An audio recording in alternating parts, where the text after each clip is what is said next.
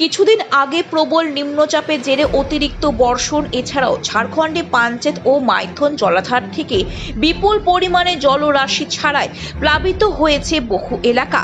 এখনো থামেনি বিভিন্ন জায়গায় জলরাশি, এখনো কমে যায়নি। তারই মধ্যে আবার একবার নিম্নচাপের ভ্রুকুটি।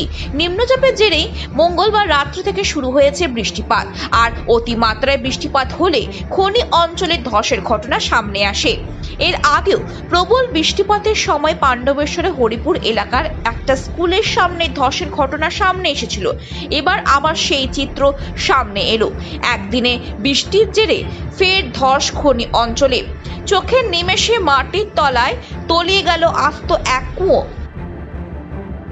প্রথমে ফাটা হয়েছিল, সকালবেলায় দেখছি যে আমি ইয়ে করে জল তুলছিল দুজনাতে, তো কাঁপছিল, তো সে যেমনি সিরে গেছে আর তেমনি আস্তে আস্তে কেঁপে একবারে নিচে বসে গেল।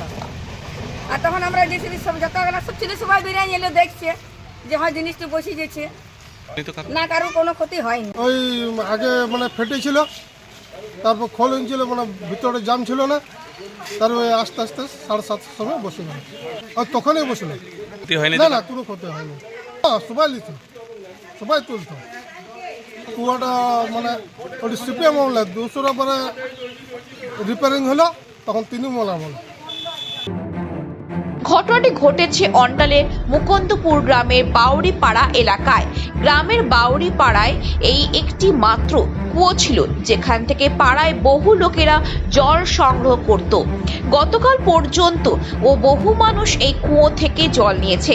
বুধবার সকালবেলায় এই কুয়ো থেকে জল নিতে আসার সময় দুই মহিলা লক্ষ্য করে ওর আশেপাশের এলাকা কাঁপছে এবং ফাটল ধরেছে।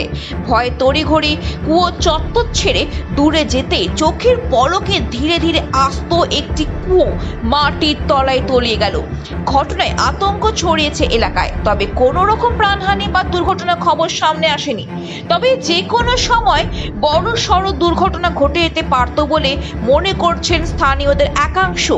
স্থানীয় বাসিন্দারা কুয়ো এলাকা চত্বর বাঁশের বেড়া দিয়ে ঘেরা ফেলেছে, যাতে করে ওইদিকে কোনো বাচ্চা বা কোনো পশু প্রাণী পৌঁছাতে না পারে। Bureau report, activist Bangla.